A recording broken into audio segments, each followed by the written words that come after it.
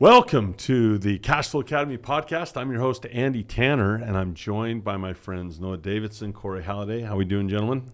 Good to be here. Awesome. It's going to be a great show. Absolutely. We're probably going to have controversy.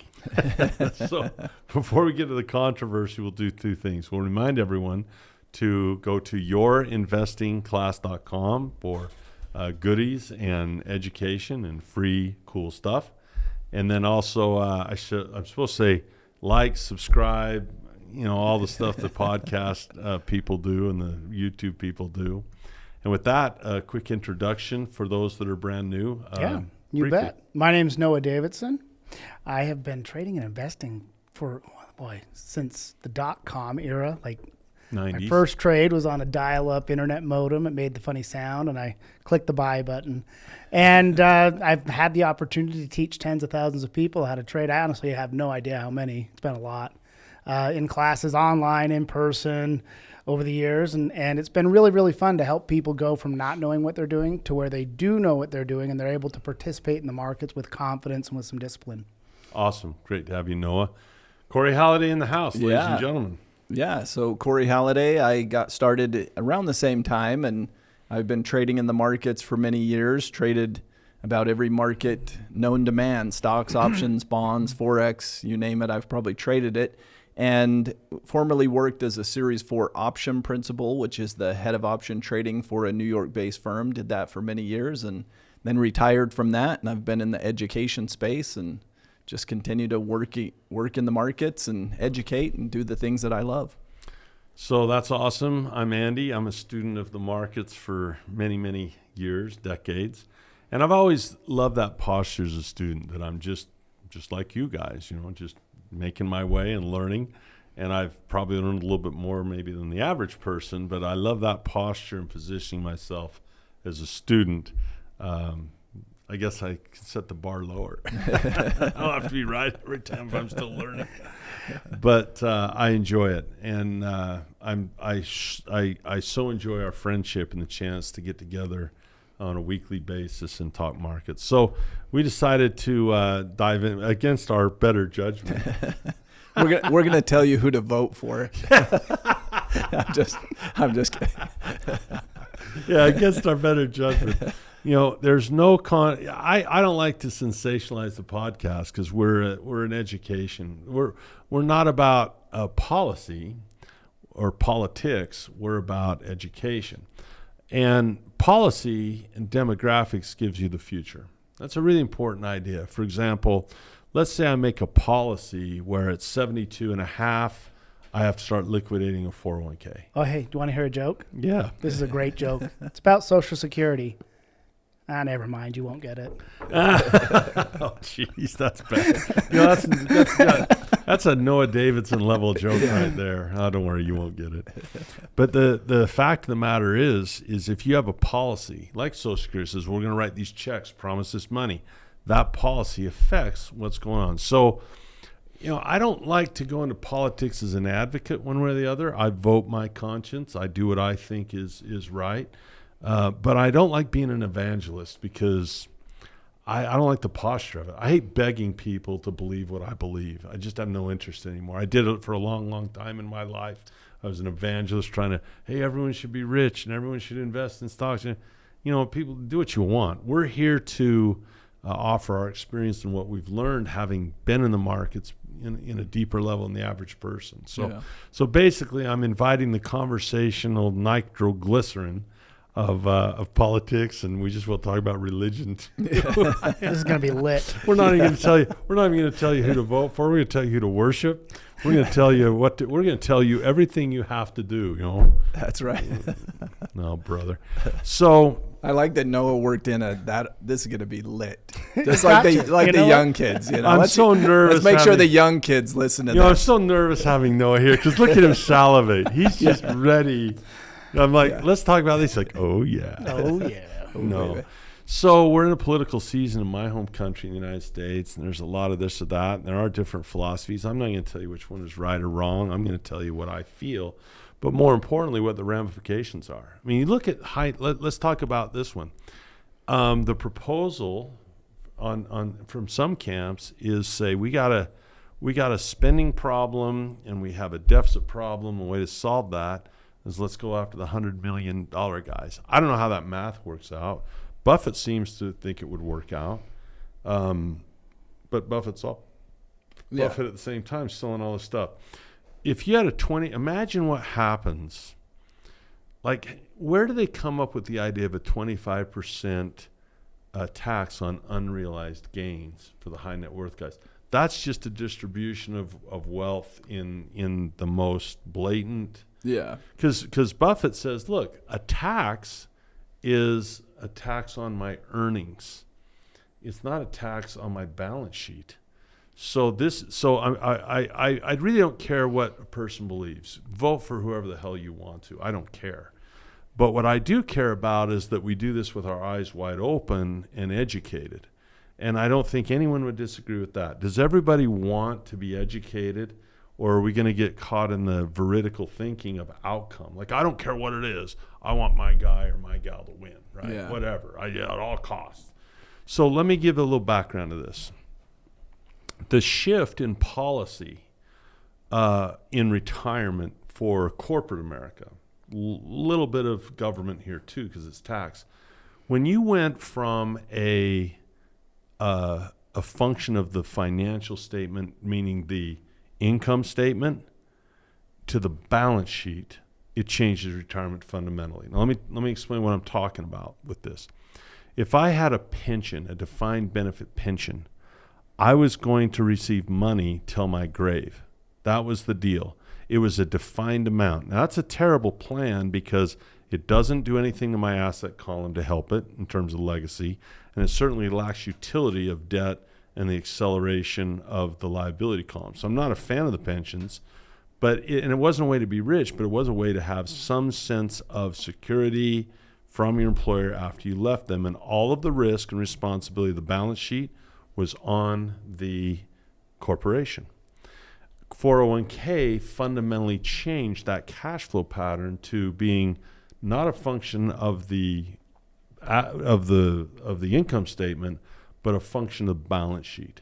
So when you start making those tweaks, those are fundamental changes on how things operate. Yeah. So basically what Warren Buffett came out and said in the Berkshire Hathaway, he says, look, they have a claim. They own some of my earnings. There's just a certain amount of earnings that they're going to own. And he says, I'm fine with that. But what now they're saying now is they're going to start taking the balance sheet. Now think of what that does. Oh, it's huge. Think of the amount of selling. Think of it, because look, Buffett's going to be ahead of the curve on this. But think of all of the selling that's going to happen to avoid. I mean, and are you going to really invest in? I mean, it really changes my mindset. If I was a high net worth investor, I mean, not just being in the 1%, but being in that $100 million club, which I'm not a part of the $100 million club, contrary to what rumors say. I'm not close. But if I was, it would really I'd really think about that. Yeah, and it's huge because, I mean, think about how much volatility there is in stocks. And when you have an unrealized gain, your stock could go from 50 to 150 per share. And on paper, that the biggest owners of that have this huge profit. But the problem is that stock can go back down to 75. If you get taxed when it's up at 150 on unrealized gains, my goodness, you have to sell. I mean, think of how many 25% institutions of your stock. You got to sell an enormous amount of stock to pay your tax bill, and you had to sell it when it's high, and that's essentially what forced liquidations are going to happen. It's the forced liquidation of private property. It is. It's a forced liquidation because when your stock goes like up, eminent domain. You have to sell it to pay your taxes. Yep. So you're selling it up there, and then if it comes back in, you don't have that money. You paid it in taxes, but your share don't count have to worry about it. goes It's down. only for the $100 million club. And that's the argument, right? Yeah. That's the argument, because if we're saying that the $100 million club could solve that to lift all boats, well, okay, let's look at the middle class 401k guy who's got $80,000 in his 401k. That's the median for ages 55 to 65. Yeah. Well, if all those big guys have the money and they sell it all off, who's going to buy it? And what does that do to the 401k balances of the little guy? Well, it's going to Like, suppress, I'm not going to suppress growth Yeah. and value. I'm not going to advocate for one or the other. It's just that I feel like when I watch the stump speeches on both sides, we're going to do this, we're going to do this, we're going to do this. Having studied the 401k, the butterfly effect of this type of stuff is unbelievable when you make major policy changes like this. The 401k was think of how this stuff starts. The 401k is an accident. Richard Stanger is a 20-something lawyer right out of Temple University. He's 20-something. He's young. He's looking for his first job. He's going to find a place where he may get partner in a few years. One of his instructors at Temple was buddies with some guys in Washington. Said, hey, they're looking for staffers to actually write the actual statutes that the congressman. So Congressman Barber Conable has his buddies Xerox and Kraft in New York, and they want a bonus deferral, and so he writes 1,000 words. I mean, can you imagine the Affordable Health Care Act being down in 1,000 words? When you write a legislation for 1,000 words, it's pork, it's buried, it's a favor. They run this legislation through the IRS and through the Treasury, through the Congressional Budget Office. 3 different agencies have to do projections. And they come back and they say, this will affect federal tax revenue less than $1 million. $11 trillion later, we're sitting here, less than $1 million, 11 trillion. And what happened is it effectively killed American pensions, wiped them out because it made sense. Ted Bent, this thing's on the book for these little guys for 2 years, from 78 to 80. Ted Bennett comes along with Cheltenham and Bank. Cheltenham and Bank's trying to hire some people away. He says, here's a little interesting little piece of legislation. Maybe I could use this. Bang, January 1st, 1981, first 401k. Within a very short period of time, pensions are dead. So this idea of policy, this idea of what this will do to these, if you start taxing unrealized gains for the rich and they're liquidating as much stock as everyone thinks they are, someone has to buy that. Yeah. And if there's not, so if you're saying, look, they have all the money and the little guy doesn't have any, are they going to sell to each other? I mean, how does that all work? Yeah, do they sell to each other? I don't know. Well, they don't have enough money. It's not like Elon Musk, who is one that's targeted, right? Oh, he's worth X amount on paper. But Elon Musk doesn't have that in cash. When they talk about his net worth, it's all tied up in these stocks, right? He owns correct. a ton of Tesla. He owns money in the bank. So exactly. So if he's forced to sell or someone else is forced to sell, it's not like he has all this money to go buy from them. He doesn't have it in cash. If he wants to sell here, first of all, he has to pay taxes on it. He's forced to do that. It isn't like I can sell and take that money and buy from you. I sell, take that money, and he has to pay taxes. It goes to the government.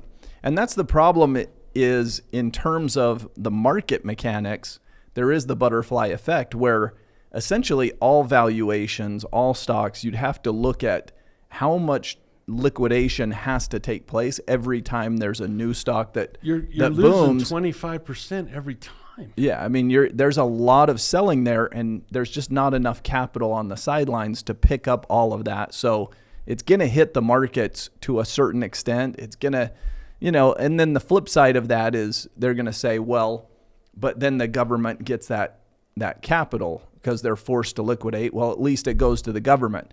Well, is the government efficient? Do you trust the government to do good things with that capital? No. And does it actually go to those in need, or is there laws put in place that goes to the places they want it to go, that ultimately goes to their buddies and their corporations? So I question whether all of this capital is going to go to the needy individual and the people that can actually utilize it. I mean, I'm all for the wealth gap closing up, but I think the way to do that is more education, more things that aren't their focus. They think it's just taking from the rich and giving to the poor. I think it's an education. Now here's issue. What's really weird about it, and I don't know how they're going to get this detail out. Okay, so watch this. Let's say they now take capital gain from 20 to 40. Okay, now wait a minute. So how does this work? If I don't, and I honestly have not researched this, I should call a congressman and say, how's this going to work? If Buffett sells before they take it, it's 40. In other words, at some point you have to sell. So the moment you sell, it's at 40. So if I sit there and I don't sell anything, I still have to pay 20, which means I have to sell something. But as soon as I sell it, it's now 40. So how do you ever really have a 25? Because in my mind, all it does is force you to sell. You have to pay the 20.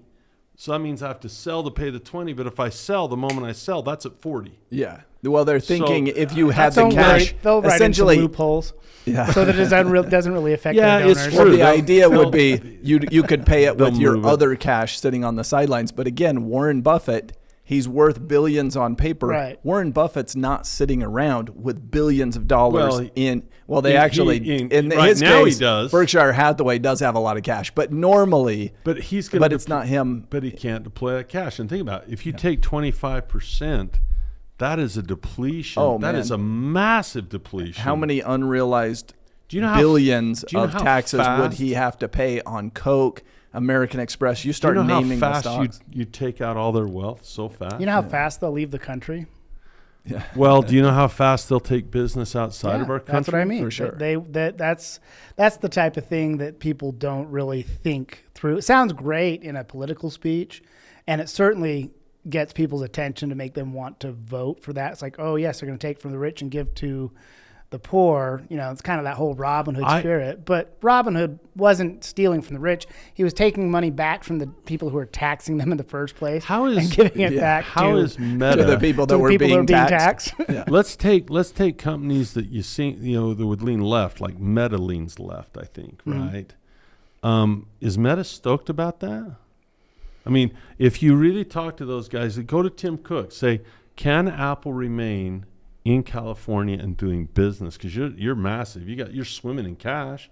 Can you do it? What does your 10-year outlook look like with that amount of just you're basically a government-owned institution now. Yeah.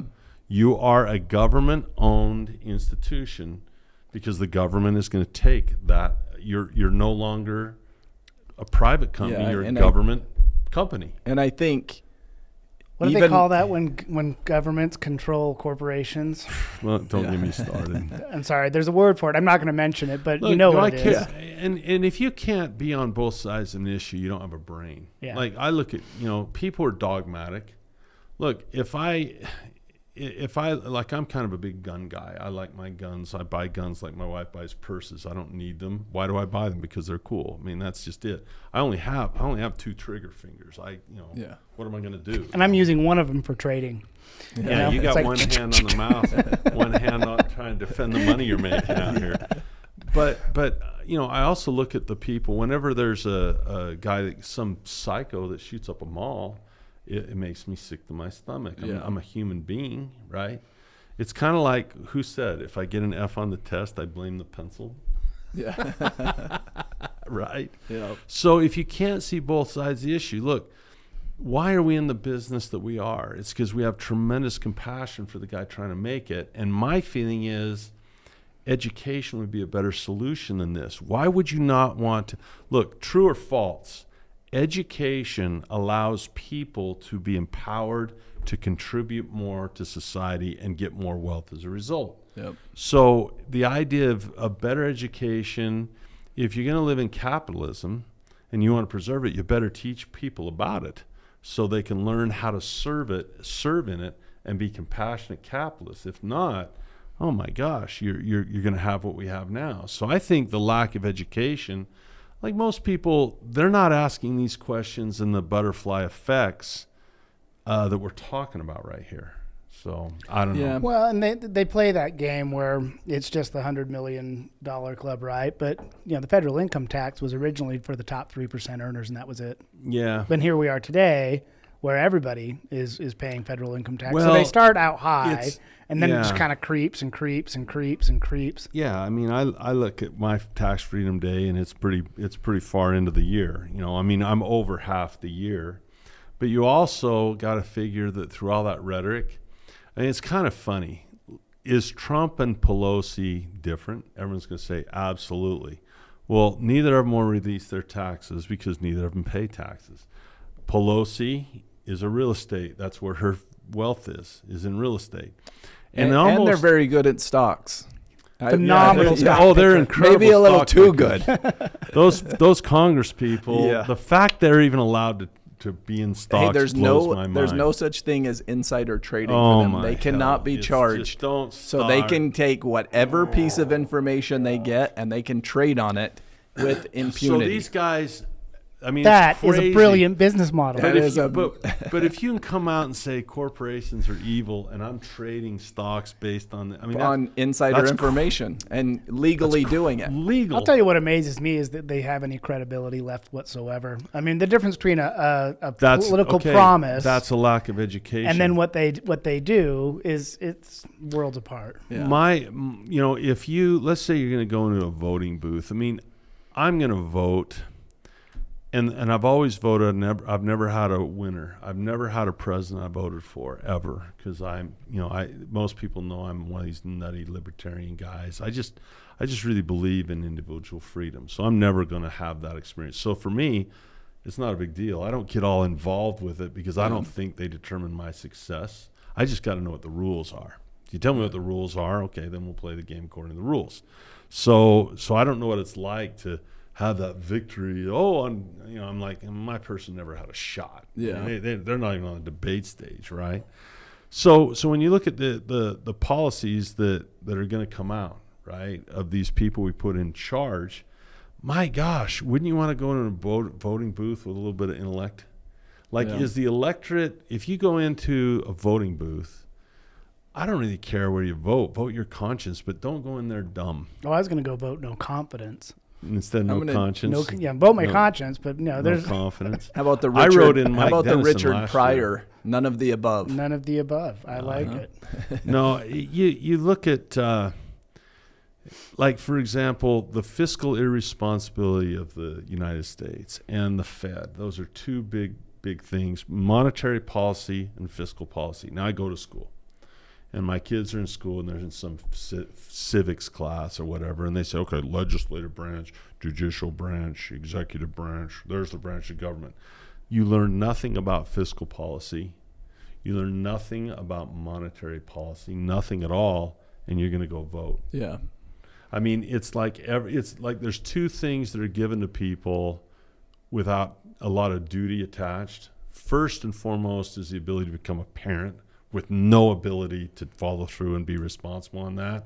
And maybe next is the ability to vote with no education and no knowledge of just hearing the more persuasive politician who doesn't know. I mean, come on. Yeah, and the issue is you think about taxation. So you work at your job, you get taxed on that money. You go spend that money and you get to pay sales tax on whatever you buy. Then you turn around and you sell that, what you bought, you're going to get taxed on that. Yeah. And then, you pay property tax every year. Gasoline And tax, pay, hotel tax. And so you get all these taxes. Sin taxes. And then you add all of those up. How on earth is the government still struggling with these massive deficits? Something They weird. don't have a revenue problem. They have a spending problem. Right. Well- and that's the issue is, so raising taxes is not going to be the solution because the problem lies with where that money's going and who's handling that money. Now this is important. Yeah. We're going to talk about supply and demand, and I'm free. People comment, tell me I'm wrong. I don't care. Let's talk about supply and demand, okay? And then we'll talk about this idea of $25,000 for a new house person, okay? So when you empower people to buy, there's going to be higher demand. The thing that makes prices stay low is when people don't have any money. The things that make prices high is when they have access to money or credit. So watch this. What would happen to the housing market if you outlawed mortgages? Yeah, I mean, if tank, no one yeah. could, if You no can't one access could, credit and only the people that have that enough cash saved can enough buy it. money Yeah. to pay cash for a house. You got to save enough money to pay cash for a house. Yep. Okay, Prices what would happen collapse. to prices of homes if we didn't give people access to cash? And so, and you play with that. In the subprime meltdown, a zero down, stated income, no doc loan. I don't have to prove my income. Yep. I can just state it, and there's zero money down. What do they call those, ninja loans or Whatever they are. Yeah. Zero down, no doc, stated income loans. Everyone now has access to money, and they're going to put that money into real estate. And what happened to real estate? Yeah, the It trend line, boomed. it was like real estate was like this, and then all of a sudden it went like that in terms of prices. So I gave people the ability to get in a house with no down payment. And so they borrowed money and went in there. Okay, now let's give them a down payment. It's the same thing. Yeah. If you give people 25 grand, now a third of the houses, and I'd have to ask Kenny or Than on this, but from what AI would tell you, probably a third of the homes are new people. Some Yeah. people buy one home and that's the home they live in their whole life, right? Yeah, so one out of every Non-common. 3 houses is a new home buyer. That's going to increase. for a first-time home buyer. That's going to increase. You're going to have more first-time home buyers because maybe you're short 25 grand on down payment. That money is going to go to the rich. Yes. That's going to go to us. No, it is. Look, if you own Toll Brothers, true? Yes. Look at you. Look at him get all excited know. about Well, this. that's the Like thing. you're rooting for this. If you think about If you own Toll Brothers, all of these policies. I mean, look, let's say she gives me 25 G's to go buy a house. Yes. That money, look at you, that money goes right to Toll Brothers, or, you know what I'm saying. Yeah. No, It goes to the guy who sells, it goes to the capitalist, the guy who sells the carpet. Well, Dow Toll Brothers- Chemical, everything in that house is Dow Chemical. Yeah. Everything is. Well, Toll Brothers is going to say, okay, you're giving $25,000 to first-time home buyers.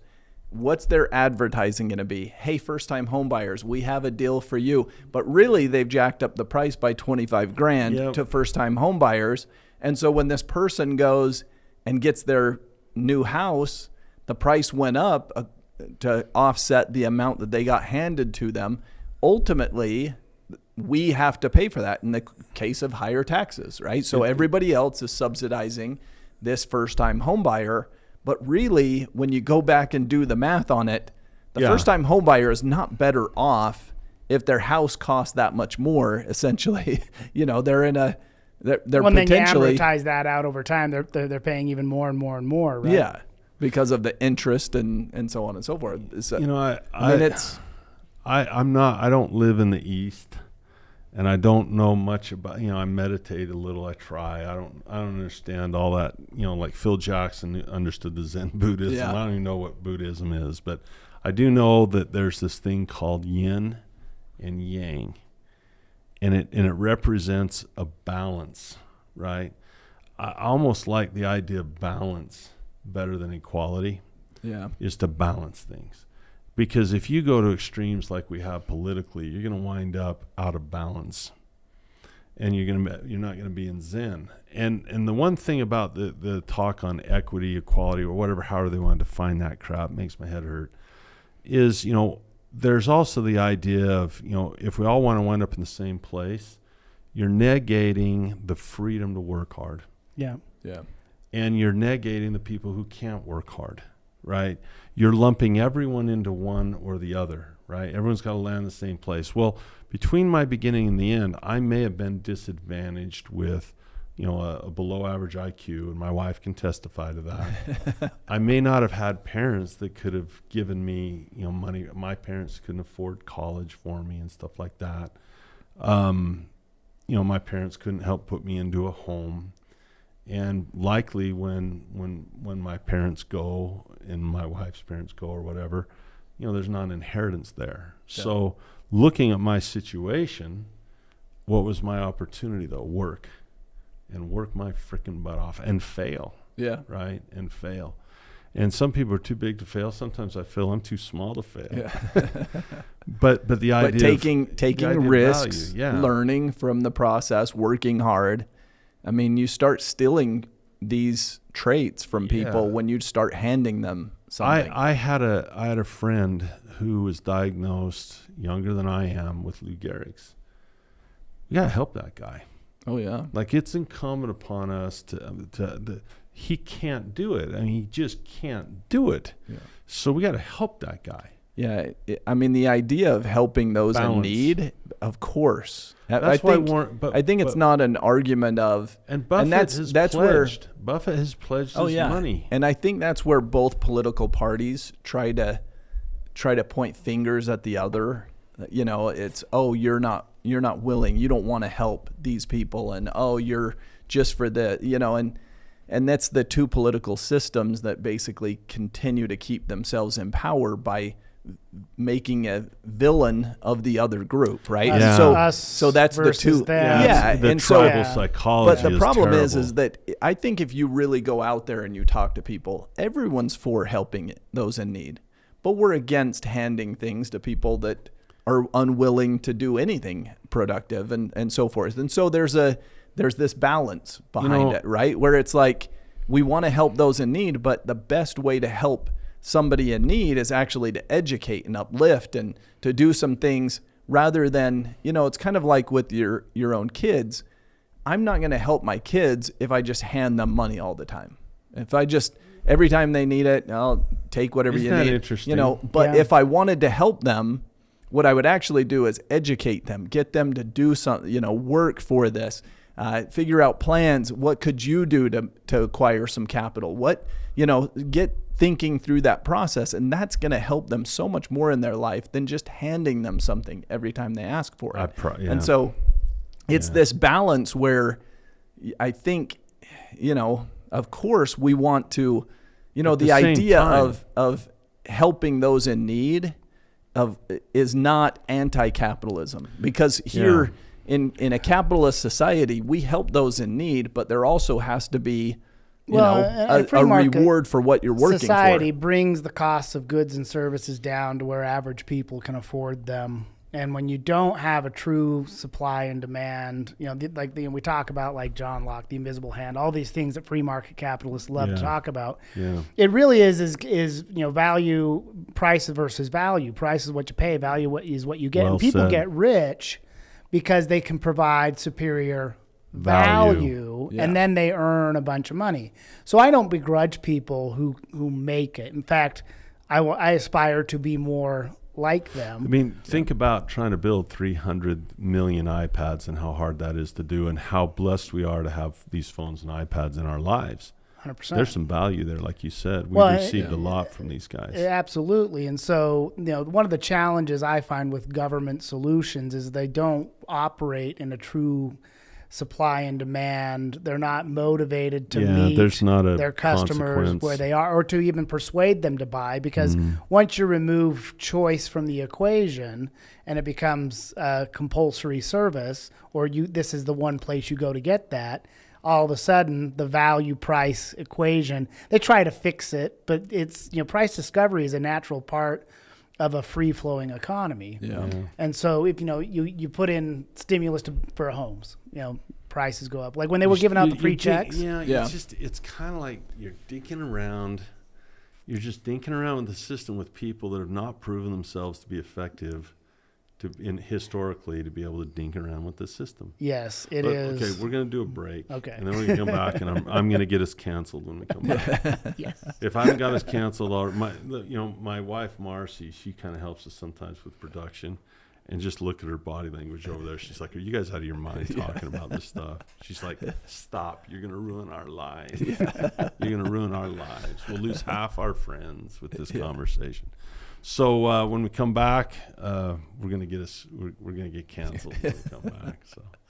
Really, I think anybody can follow Andy's steps to learn this. He made everything so easy.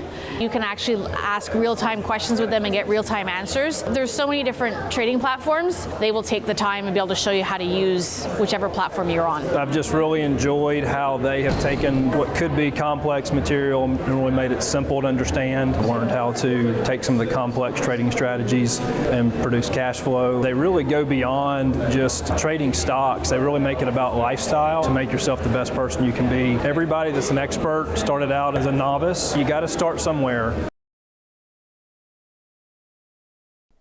Welcome back to the Cashflow Academy podcast. Make sure you drop by yourinvestingclass.com if you haven't done in a while. hey, there's free stuff there. We'll give that for free, no problem. This is how we're going to get canceled. I'll be labeled a misogynist or something like this. One of the things that I got a kick out of growing up in high school was fights between men and fights between women.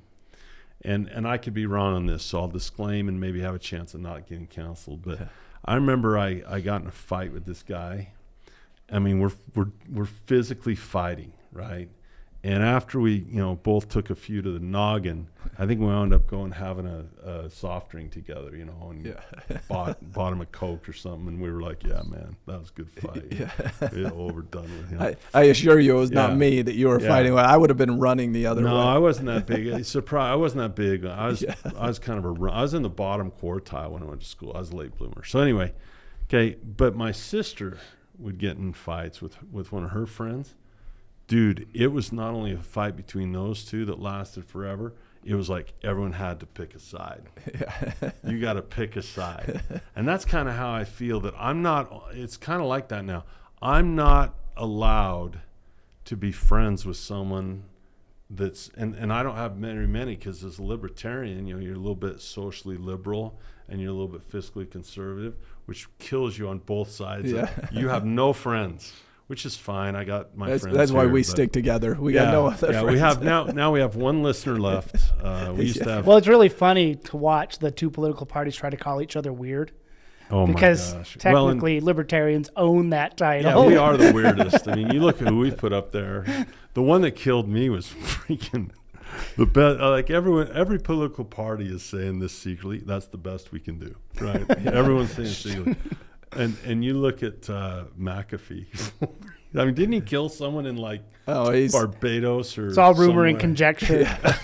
I think. Let's hope that McAfee is not one of our. He was our gurus. He was in this conversation a few years ago. Oh, he was wild. Where was it? In I've been down there. Where's the? It was like Belize or something. Yeah. That's where it was. He killed some dudes buried in Belize with. That guy was wacky. Oh, did you see his presidential thing? It was like Orwellian weirdness. Yeah. Let's not forget the Tiger King. Oh my gosh, I can't believe he's in our camp. But hey, that dude is. It's a big tent. It's a big tent. When you got the Tiger King. A tent is the right term because it's sort of a circus. Kind of a circus, right? Yeah, it is a circus. So the bigger question though is what do you and I do about this stuff? Because risk. Such a great lesson that Robert Kiyosaki gave to me. I remember this so well, and I felt stupid for not having figured it out before he said it. But he loves the flip chart, so do I. And he just wrote, risk is related to control on it, and the more risk, is usually related to a lack of control, and the more control you have, the less risk. Which is why, people want to control everything. They don't want unknowns, right? So we can't control the outcome of politics. I mean, we can talk about it, we can give our opinions, and then whatever floats around there happens. How essential is it to have financial education to position yourself? Because really, this is what I believe. No matter what they try to do, the money is always going to end up in the pockets of the rich, no matter how hard they try to redistribute it. If you redistributed 100% of capital because you have everywhere. People paying price and people offering value, and price will always go out and value tries to come in. I mean, it's a tough proposition. Yeah, I mean, it's always going to go to those guys. You look at it from COVID when they just started sending out checks. Where did all that money end up? It went right back into Apple. Well, people upgraded their iPhones, and then what happens is, did it help people? No, because now they go to the grocery store. And prices went up. I mean, it was worse. It was way worse for people. Way worse for people on the low end of the income side. Because now they don't have the assets that went up, but they have to pay higher prices for all of the expenses. So their expenses went up, and so they collected these checks for a short time, but now their expenses are up forever. So and it just created a massive problem. And so now you got to tax the rich even more, but you tax the rich, you give it to them, and what happens? The prices go up, and it's way worse. And you get larger and larger wealth gaps, and they just can't see it.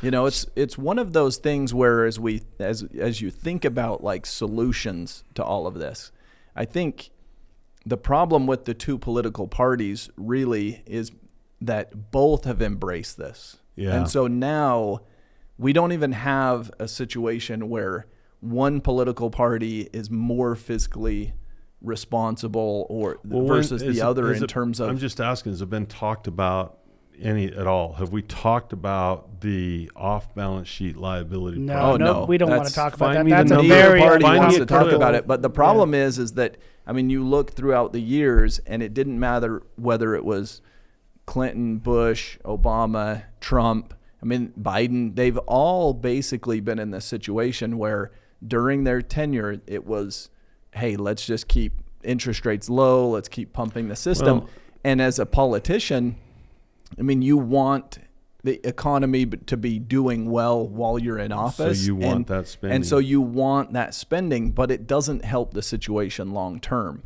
And the idea would be that if you get someone in there that can actually, you know, make some change, they'll never get voted in because that's not a popular idea. Hey, let's experience some pain here for a little time to have a much better situation down the road. This is the same reason that people cancel their gym membership after January. You know, it's just the idea of going through some short-term pain for long-term gain doesn't appeal to people on the voting spectrum. The way I go about it, you know, if I wanted to fight a political battle, I would fight the education battle. Here's why. The more people understand and the more people learn about how economies work, right? The more people learn that stuff, the smarter their decisions will be. More education equals smarter decisions, right? Knowing what to do, knowing how things work equal better actions. So, you know, if someone goes out and tries to make it about altruism or ethics or morality, great. But learn. Go into a voting booth knowing, I mean, if we went jaywalking, remember Leno when he used to say, who is, you know, Dick Cheney and, you know, who is Elizabeth Warren? You know, they don't know who these people are. Wouldn't it be interesting for us to go jaywalking and just say, what do you think our off-balance sheet commitment is fiscally in the United States? What do you think our GDP is right now? What do you think our debt to GDP is? So are we going Right jaywalking? now? It's tempting to do. We should do this. That would actually be good. I mean, just high, and you know, instead of how asking, many people would asking, guess in the trillions on debts? Instead of asking who they're voting for, just ask them about a number, a policy, a situation, and see what they have to say about the things that weren't talked about, but are the underlying. So if you want to make change, I think like one of the things you could do to change the world, if you wanted to go in certain parts of the world, educate women. Oh, yeah. Let women get an education. Buffett has said this 1,000 times. He said, part of my advantage is that I was born male. Yeah. Because in his day and age, women, we didn't tap that resource. Yep. And if the United States would have tapped the resource of empowering women, oh my gosh, we're losing. Like I think about my marriage. If you took Marcy out of her half, that my household implodes like that fast. It's over. It's done for sure. I mean, she is just such a leader in so many areas. And if you took me out, it wouldn't be as good either. You know, men versus women. How about together we synergize? Yeah. So it's if you want to make political change, I think you educate people, because the smarter they are, then they can make a decision. But if you just belittle or evil or whatever, that's not educating anyone. They're not any better known, or they don't know the issues any better. Voting in ignorance is just amazing to me. Yeah. That's a scary thing. My thing is always, I err on the side of more freedom, not less. I mean, that's kind of my That's because you trust people too much, Corey. Yeah. No, you trust them too much. Probably so. But I mean policies. They'll be abusers of that freedom. Who offers more freedom? Yeah, they'll abuse it, Corey. They're going to abuse the freedom. Right. They are. Yeah. I mean, it's one of those things. But if you look at it from the standpoint of markets and how they behave versus who gets elected, it really hasn't impacted asset prices to this point in time because, again, they're both in the same realm as far as money printing and those sorts of things. So a lot of times you'll have the Republicans that'll freak out if the Democrat wins, and the Democrats freak out if the Republican wins. And really the markets are based off of, again, PE ratios and various things like that. So policies can change, but who's in office generally doesn't impact the stock market that much in terms of your investing future. If there were massive changes to policies, like Harris has said that she's going to raise corporate taxes to 28%. Well, that can mean less on the way of earnings, right? More expenses equal less that I end up with in terms of earnings. So there can be little shifts in policy that can change the dynamics a little bit here and there, but for the most part, it hasn't made a huge difference. So the idea that you freak out and you sell everything because this person was elected or that, I think that's overdoing it. Look at the big picture, get more educated on the financial markets, then you can start to decide what areas of the market, what sectors are going to be most impacted. And how you're going to react to it. I remember Robert used to say this, and he's shifted a little bit more into the political realms, which is his right as an American to do. I just remember this concept, and it really resonated with me. Make your rules.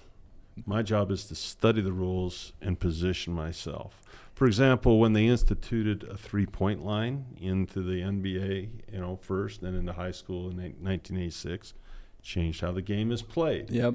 But you still got to dribble, pass, and shoot, right? We don't have post-up in the NBA very much anymore. The economics have demanded a faster-paced, higher-scoring games. Fine. However you want to do it, I still need to know the rules and get good at the game. Yep. Whatever rules you want to change, fine. Well, I think that's a big takeaway. If you understand how the game is played, you're going to be able to play it better. Like tax policy is sticks and carrots, and it's really an incentive behavioral program. If you really break it down and understand it, it's incentivizing people who create, it's incentivizing people who produce, and it's written in ways so that they can structure themselves this way, that way, and that other way to get the tax benefit.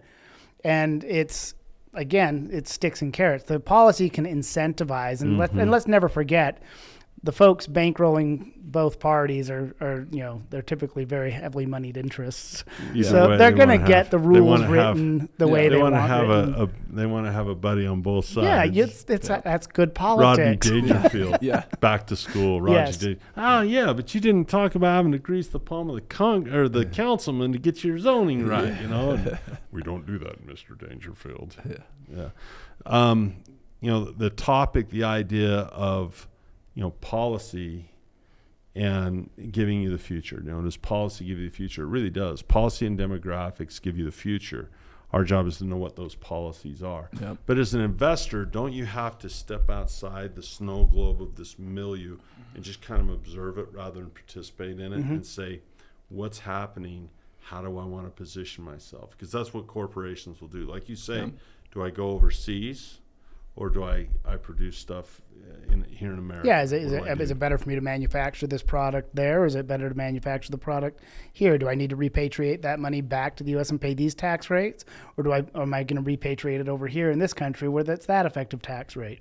I mean, when you're talking with multinational corporations that are bigger than many governments of the world, there's a lot of money moving around, and it's not just U.S. politics. It becomes kind of a bigger scenario. So I think some of the policies that make it more favorable to do business at home make sense. But then again, do we want to pay more for our iPhone or our iPad or whatever else? Because the cost of it, like Taiwan Semiconductor is a massive semiconductor company, because most corporations, it's cheaper for them to get those from Taiwan. Well, here in the U.S., they've instituted some policies, and they've given Intel, I don't remember how many billion, to start building a plant here in the U.S. and so on. But like you said, they pay their employees more than what they do in Taiwan. So the cost of each chip is going to be more expensive for them to sell to be able to make money. Therefore, your iPhone is going to be more expensive. And who ultimately, pays that? Who does it affect most? The guy who's poor. It affects the person that doesn't have as much money. That expense. And so, you know, again, all of these policies, that's why it's not just so straightforward of this is a good policy that helps this person. In some ways, a lot of the policies that were designed to help this person are the worst thing that could happen to that person. The great Thomas Sowell probably summarized this the best. There's no solutions, only trade-offs. Yep. So, yeah, I mean, that's exactly what it is. You've been reading Thomas. Yeah. I was going to mention the title of this podcast, that would be a really good one, is a question, not a statement, is which can help you more, education or policy?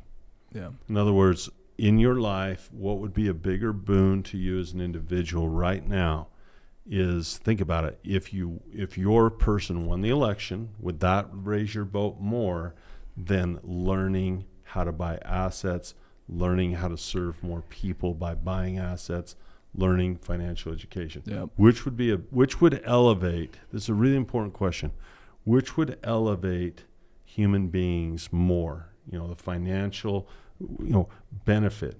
What would elevate the financial well-being right now? Would it be policy or would it be education?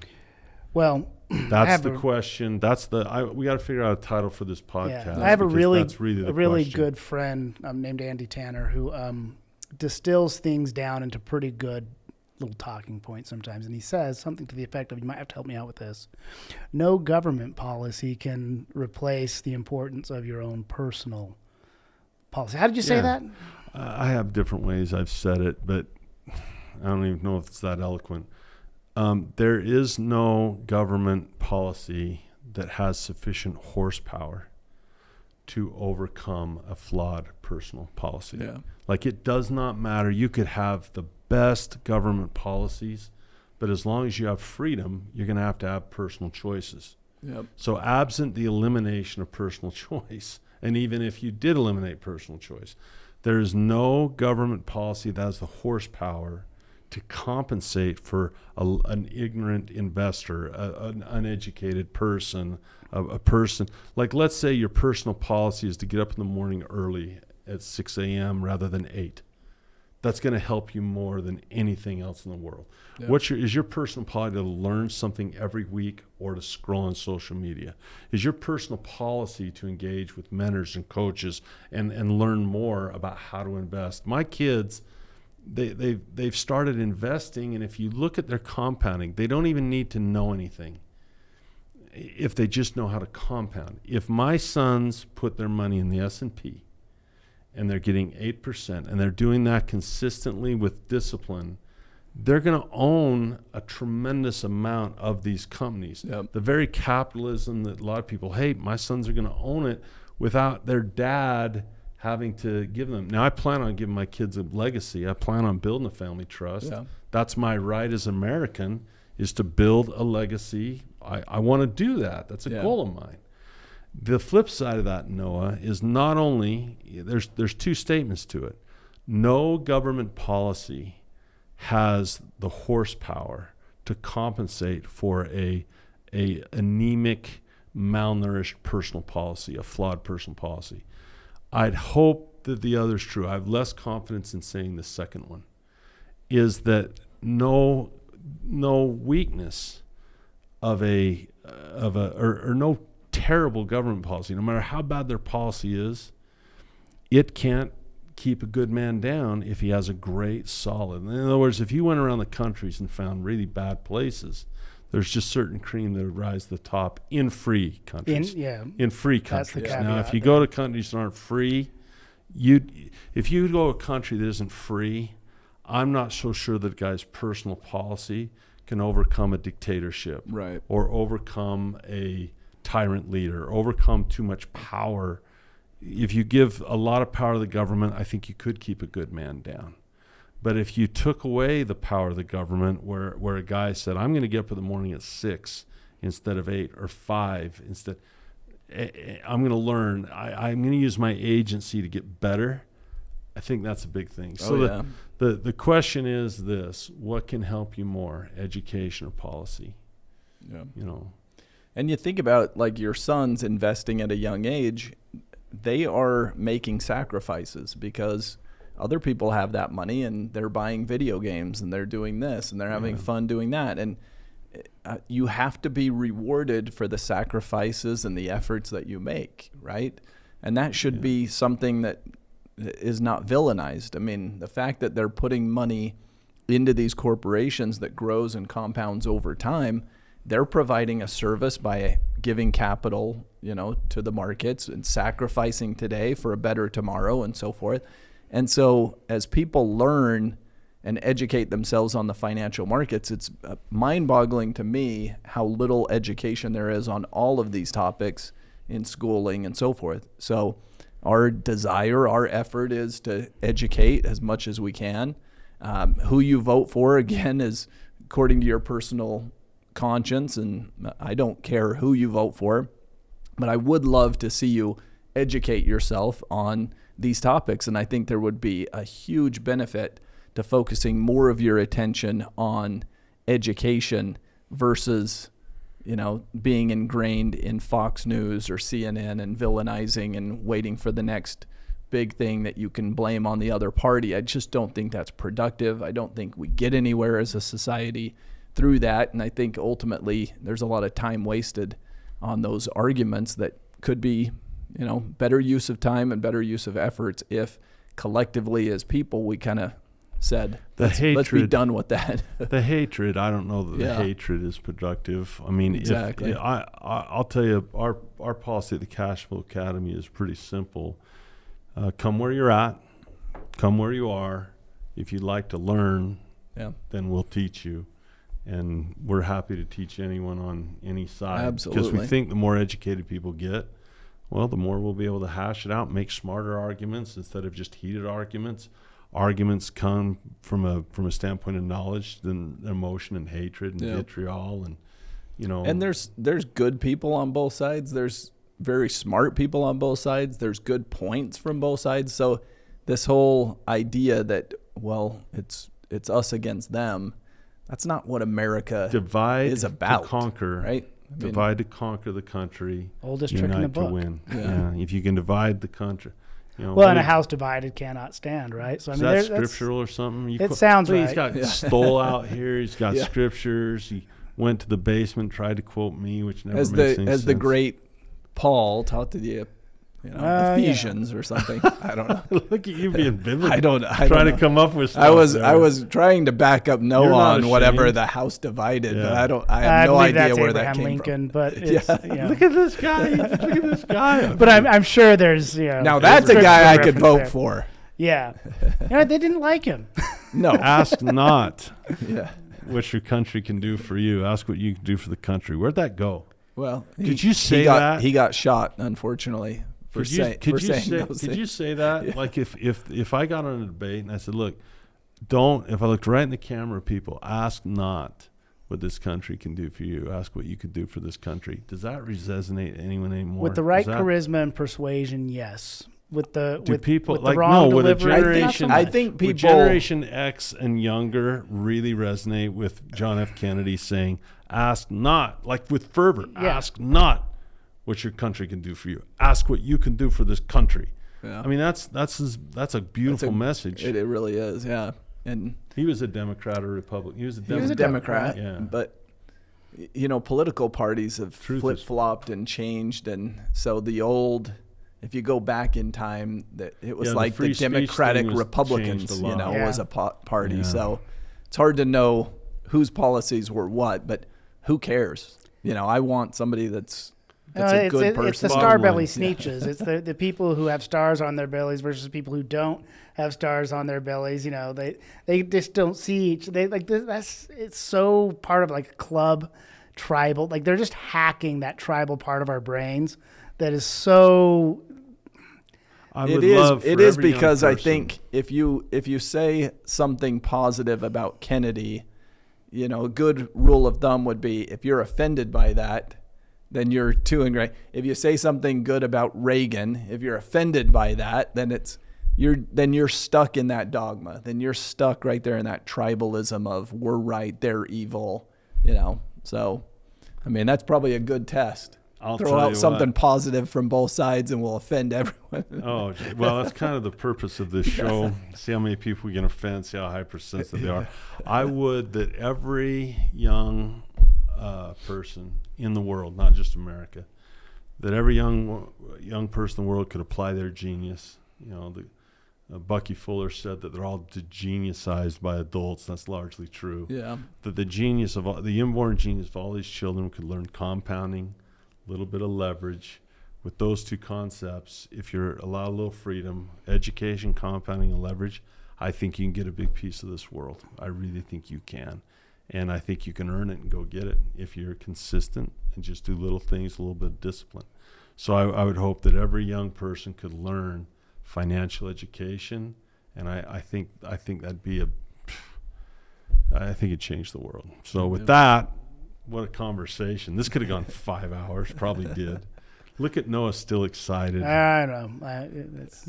We're going to do another episode. We're going to talk a little bit about, maybe we'll foreshadow a little bit, biggest mistakes you can make in today's economy. Coming up on the Cashflow Academy, we'll get a double whammy and get both of them done. So Love it. I think Corey, I think Noah, hope you enjoyed the conversation. I hope it was thought-provoking. The question is, what can help me more, educating myself or having a certain set of policies to benefit me? Which is more? Maybe a little bit of both, but I'm going to make you decide which would be more valuable to me. What will elevate my financial well-being more right now? A personal policy of education or a government policy of one way or the other? That's the question. Thanks for listening.